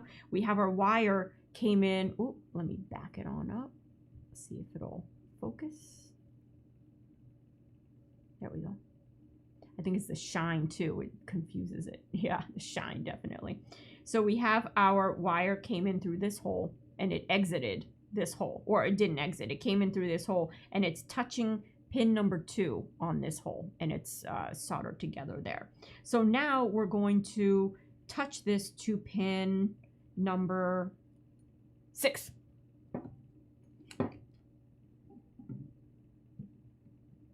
Pin number 6, yes, 2 to 6.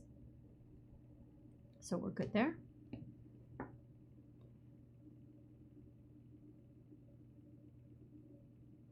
But at the same time, I don't want to block any holes that are right next to the 555 timer, because it makes it, see, the holes that are right next to it, right there, those are the easiest to then just drag solder onto the pin on the underside. So if you run a wire like this and it covers these holes, then that's fine. It's no big deal. You have to put your component on this side, but then you have to like run more globules. So I want to try and leave these holes. The ones up here don't matter, but at least leave this number 1 here. And that's why I like these jumpers, because you can leave like holes. And oh, believe you me, I have gotten soldering irons in this situation. So 1, 2, 3, 4, 5, 6. So we need to get in here. And maybe I'll just make a nice arc like that instead of trying to be so tight about it. All right, and then this will go into here. So we need to kind of like cut it here. Now, the only thing with these jumpers is that you can't bend them back and forth and twist them repeatedly. They do snap. So it's one of those, like, you delicately, you put it on and it's in a project that's not really going to move around too much in terms of like wiring getting snagged or anything like that. For that, sometimes it's better to use the actual floppy wire. You know, this is a 22 gauge right here. It's easier to use that in that situation. I just love these because they're so great. Once you make the bend stays. And it is like, I don't know. I just don't woman. I'm not in the mood. Not in the mood to make connections. I'm having just a boys' night. Just me. Don't connect me. All right, so it's like, no, we're forcing them on a date night. You're going to get to know pin number 6. So let me just make sure I hook them up with the right chick here. So 1, 2, 3, 4, 5, 6. All right, so let's hook you up here. I hear she's very nice. There we go. She's a good dancer. She likes classic rock.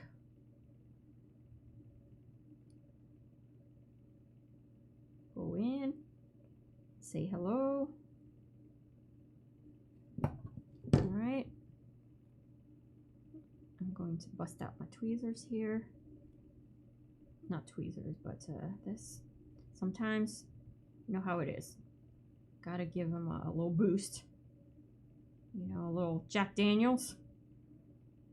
Get in there, say hi, make friends, a little liquid courage, and look. He's in the club. Meet some chicks. All right. So, let's, where'd he go now? Then you gotta find him. All right, there he is. So, I'm going to go ahead and flip him down.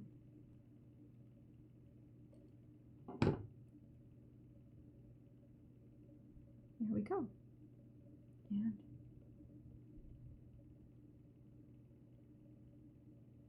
there we go. It's having trouble with the sheen, the shininess.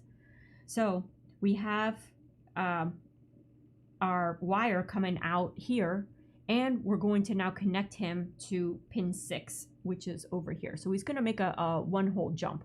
But we're going to solder this end, and then we're going to solder that end. And then if it happens to glob, you know, right over, that's perfect. That's fine in this case. This is like the one time where it's okay when you're trying to bridge.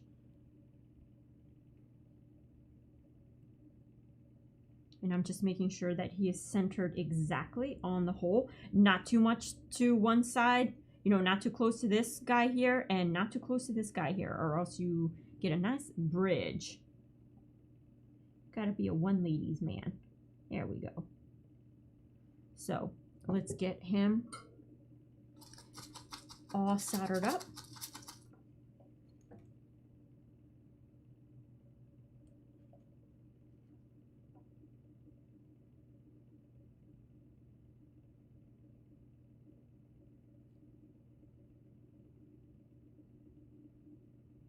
And it has gone quiet. Ooh. All right, so we made our first one. Now let's try and make our second one. And I hit you guys in the head with this soldering iron. I do apologize. So Dave is saying, solder the cap blue thingy in. Okay, you might want to make the 2 variable items available after installing the PCB. Thus wires can go from the resistor and cap the off-board parts. All right. Let me solder this. I'm gonna have to read that one again. That commentary again. I think I know what you're trying to say.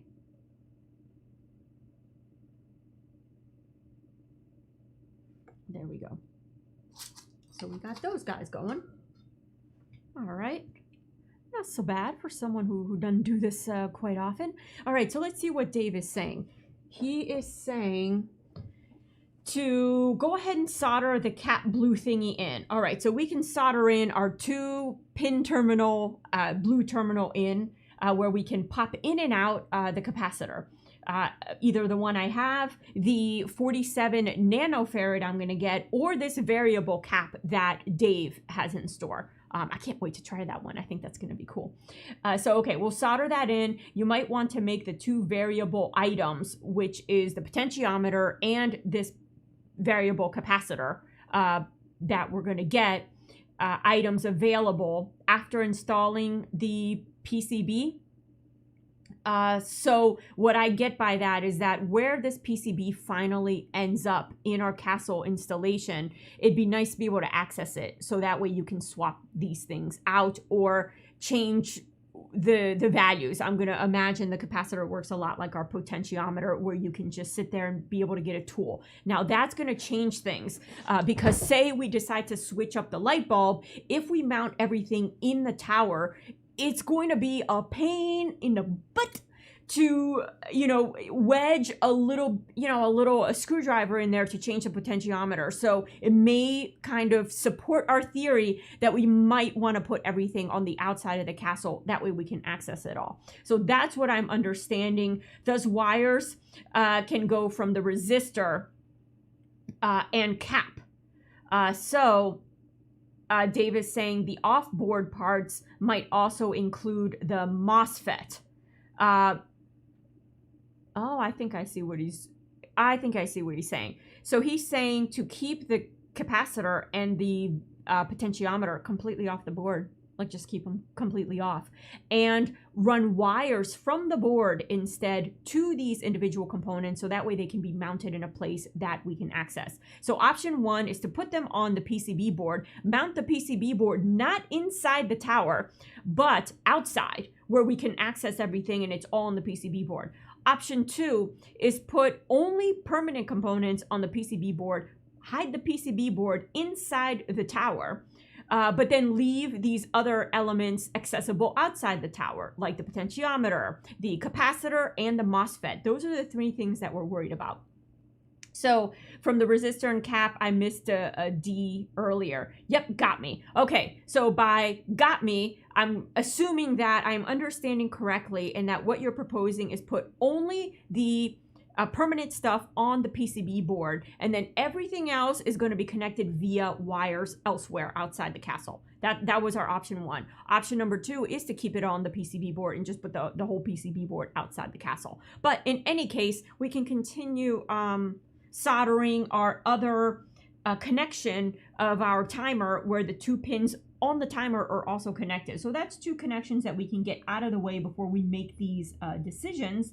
And then the other ones, we may hold off until these parts come in and see what they look like.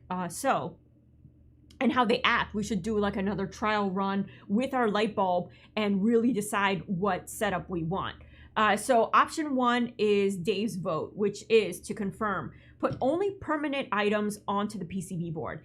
Everything else is going to be wired so that way we can mount them anywhere we want, preferably outside the castle, so we can access them. So in that case, we may actually be able to go with a much smaller board.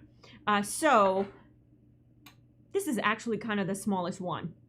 Now, sometimes I will cut these things. Now, the nice thing with this, well, all the boards is they have like, sometimes they'll have different ways to connect wires here. You can see pads are much larger, much easier to solder to. And typically you wire like power going out, ground going out, all from here. So we can use this to wire out to our various components, you know, but I'll probably end up wiring them similarly to, you know, kind of like how we have here. So we have one more yellow wire to put on this thing. And again, this is not going to change. We want to be able to remove our MOSFET. So boop, we're going to leave that off.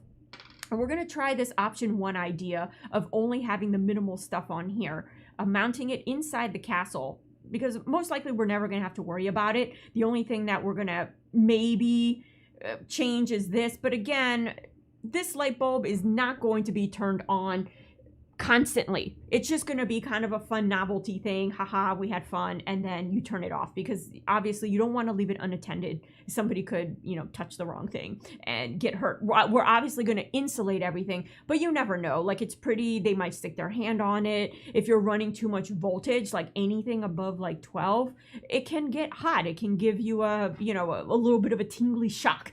So you don't want to ever leave this thing unattended. This is just kind of like for our fun. And then, you know, this time we will not be harvesting parts for another project. So let's get the other wire hooked up here. And then what we're going to do is await the other parts. And this weekend, I have a great busy weekend in that we are going to be doing the 1 and 2 part epoxy. I'm going to run some tests and then I want to stream those tests repeated for you guys to see exactly how this clay works. So you guys might want to use it in future projects. And then we'll run this test once more before we make any final decisions on anything. The final decisions with the timer and some of the stuff we're doing today is final, so that ain't gonna change. Oh, famous last words. Take that back, you know, just put it back in the mouth. Don't, there we go. Because then the project is like, oh, ain't gonna change? Well, let me show you. Change. And you're like, no. All right, so let's see here what we did. And I'm going to try out a light on this camera because it's going to act a little more reliably. Shiny is always tough for cameras. It's like, what? I can't see. I'm blinded. Blinded by the light. All right. So if I am holding this correctly. Yes. If I'm holding this correctly, we already went ahead and soldered pin 2 over here to pin 6 over here. So now we're going to solder pin 4, which is this bottom guy right here, to pin 8, pin 8, which pin 8 is also connected to our resistor here, you know? So we're just going to go ahead and connect all these components together. And because we have that spare lead, it makes it much easier. So let's go from, just for me to memorize it, pin 4 to pin 8. Well, that's easy. Like for doubling the 4, you get the 8. So we can figure that out. So pin 4 to pin 8. So on our board here, I'm going to continue with our yellow, you know, since we like that color. And I chopped off this end, so I'm going to go ahead and use this unchopped end. And again, this is the part where you don't want to bend a ton. You want to get it in there, solder, do like just a few bends, and be done with it. So 4, 1, 2, 3, 4. It's going to go in here.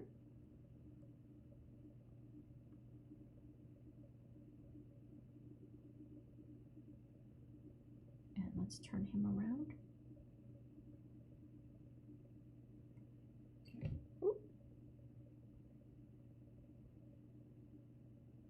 And let me get this pointing the right way because we want it to point. I'm going to turn it clockwise. We want it to be right there. So he is a little wobbly. So sometimes I find it helpful to have this guy kind of hold its tail a little bit. And we'll get him into place. Where'd he go?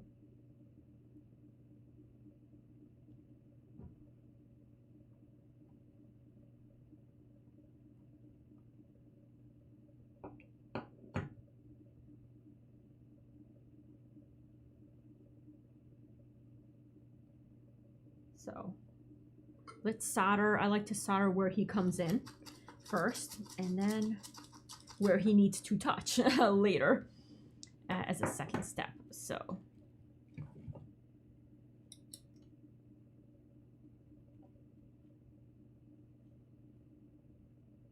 he came in right here, if I'm not mistaken. Right there. I'm going to let that cool just a tiny bit before I reposition the wire. And see, that's what happens. That's why I like doing these things live. We kind of like, you know, move to the groove of the project. Somebody might have like a, you know, an idea, or heck, you know, let's try this. And I'm always game for trying. All right. So option 1 is Dave's vote. They may lick it and get a gazillion volts in the brain. Yeah, that's true. You never know. Like, you might have kids come over or something, or a pet. Like, I always worry about, like, something like that going off is definitely going to attract the cats, and they don't know any better. And then party over. That's indeed true. So, yeah, we don't want to stop the party. We want to keep the party going with the music. See, we got our wires, meeting pins. Everybody's, like, you know, having a good time. And we want to continue that. So, you know, I'm not too worried about parts necessarily burning out on our 555 timer circuit. It's not going to be used a ton. The MOSFET, though, does get a little bit hot, as you saw the frying of the wires, because we ran it a little too long trying to get our situation. Oh, I'm having a tough time getting this pad.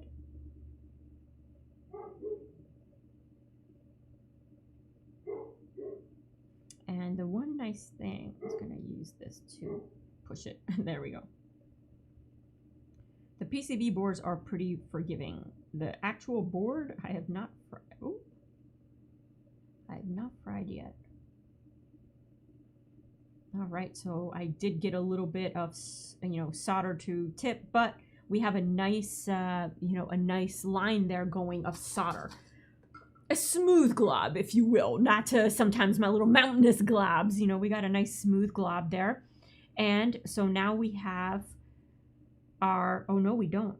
I still got this tail to do. So he went from 4, and now he's going to have to go to 8.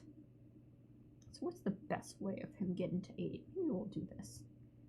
That's a nice little pattern. And because we have this resistor and the wire here going to 8, we just gotta like tap into this wire at some point. Yeah, it doesn't matter where. It doesn't matter where. So let's get kind of a sizing so I can cut what I need to cut. And I think I'm gonna put him right next to the resistor there. And so, you know, maybe something like this. I'll cut him a little bit long.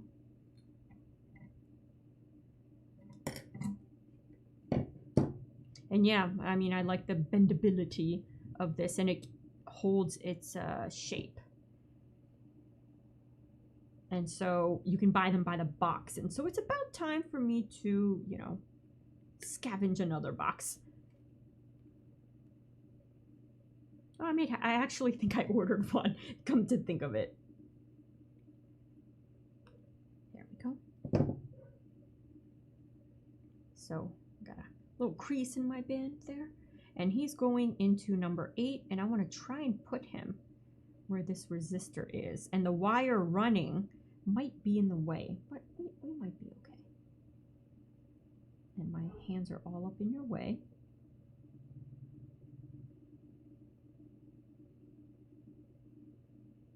All right, so if I can just move this wire a tad out of the way, I might be able to get him in the hole a little bit more. There we go, he poked through. All right, so let me make sure he's all the way in the party, getting to know everybody. So let's turn it around and see what we got going on. What do we have going on? Sometimes it takes me, oh, here he is. So I'm gonna try and point to him. I'm gonna grab him. He's right there. And let me see if I can put this in a position where you guys can, the shininess.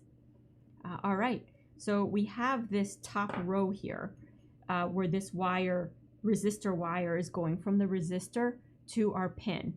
Now, right next door, this hole right here, we have our wire coming, our yellow wire. And so all I'm gonna do is bend this to basically lay over just a little bit this wire, or maybe I'll make them run parallel.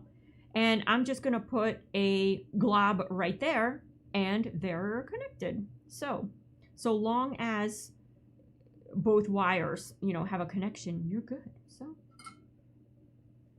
and that's why I love using wires rather than blobs.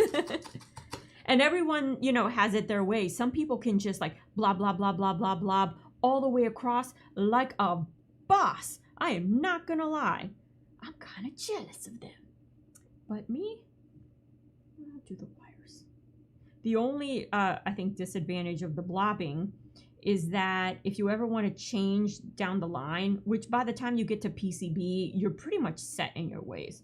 But say you want to change something up, to remove all that solder. I mean, you can wick it. It's not that big of a deal, Now, if I wanted to, I can continue this solder line all the way here, and then you have a wire and the blob. It's totally up to you. I'm just going to leave it kind of simple like that with our wire.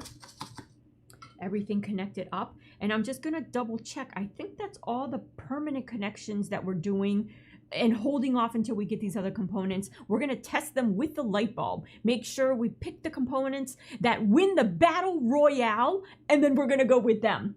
So just looking here real quick, what we got going on. I want to move this guy kind of like out of the way. So we have our timer socket in, which will fit our timer. We have the 2 blue wires connected via, these 2 wires connected here via yellow wires. And I think even better now that we're in this view is this view. This camera is much better at maintaining focus. All right, but it's too hard to use while soldering because my head is like this. Yeah, that basically would be your view right there. So we don't want to, this is kind of better, but I think once I mount a light to it, we should have less focusing problems. But anyways, I'll use my solder pointer here. Let me straighten him out. So we got our timer to timer connections done, this crisscross, and done in a way that we don't trap our little timer in case we ever want to pop him out in the future. We have our 1K permanently in there, hooked up to the timer via pins 7 and 8. Here's pin 8, and here is pin 7 right there. So these are all permanently done. We're bagging this resistor because its purpose is for this light, and we're bagging these 2. So just like pretend they're not even there. I'm just leaving on there for our future tests. So there's a ground connection right there that we're going to do last. This is going to run out of our PCB board and connect to whatever switch we decide to use. It could be a toggle switch. It could be like a push, button type of switch. Maybe we might do like a momentary push button type of dealio. So we know that the thing is off. It's kind of like a safety. So that might be an idea there. This capacitor here we're waiting on. So that's going to be a temporary, you know, a candidate for the battle royale. This potentiometer here is another candidate for the battle royale. The MOSFET, which is probably, if I were to say, pick something here that's going to fail, I don't think any of it will. We're not running this thing long enough for anything to really fail. But if I'm going to pick the weakest link here, it's the MOSFET. That's the one that's working hard. It's going to get really hot. And pardon my obnoxiously long screw, is what I had lying around. So we're going to have to tidy that up a little bit. But these heat sinks came with this rubberized, instead of using the paste to try this. So that's something I wanted to try out. The jury's out whether I like this or the paste more. I don't know. So we'll see. It worked just fine. It seemed to. So all the permanent connections are done. You can see here are connections from the timer to the potentiometer via these guys. If we just had to put the potentiometer outside the castle, these will be quite long, probably. So I'm not going to hook them up just yet or solder them into the board. Same thing with the 2 orange wires going to our MOSFET. Not going to solder those. The terminal for our capacitor, I'm going to wait on that. So I think everything else is done for now. The biggest purpose for today was just to kind of get a head start on this PCB, start talking out strategy before we start just kind of slapping it into the castle. We had enough of like slapping around and then trying to have to fix it later, like our dragon over here. So I think like we'll be better served by kind of like thinking it through. And so I figured since the dragon is down until next week, why not move ahead, start this process early, so I think we have a good PCB start going, and I'm kind of liking the ideas of just kind of like externalizing some of these other components. So I think for the next one, we're going to see who wins out. We're either going to put the dragon on the castle and finish our wizardry wiring and making a cape for him, or we're going to continue this once these parts come in. Either way, we're going to push along with this project. So guys, thank you so much for joining me tonight. I had a blast. I think we came up with some killer ideas that I'm really excited to try out. So keep your eye on the schedule. You know me, if I can ever like sneak one in early, oh, I do. And I have some really fun announcements about a new community that I'm putting together for all of us. So no more like I signed up on this platform, but then I got to go over here to see what's going on. And this platform is filtering out all my posts, so I never know when the live streams are. We're going to cut all that out. We're going to make one sign-on platform, and that's it. That's it. So we can all hang out in the same spot rather than I'm going to hang out with this group over here, and then I'm going to hang out with this group, and then I'm going to hang out with this group, and then y'all can't hang out with each other. We're cutting that out. So we're going to, or I'm going to announce that within the next 2 weeks and show you guys kind of what's behind the curtain. But for now, pay no attention to the man behind the green curtain. And I'll catch you guys next time. Have a great weekend. See ya. And bye, Dave. He's saying party over and waves and lightning. See you guys.